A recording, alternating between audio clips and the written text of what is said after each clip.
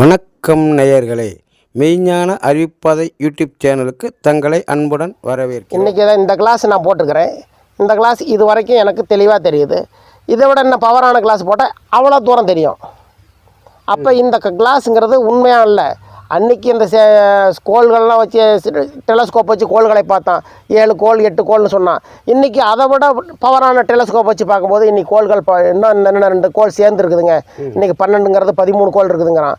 அப்போ இந்த கருவிகளுடைய நுண்மை மாற மாற உண்மை மாறிக்கொண்டே இருக்கும். விஞ்ஞானம் நிலைத்த உண்மைகள் அல்ல.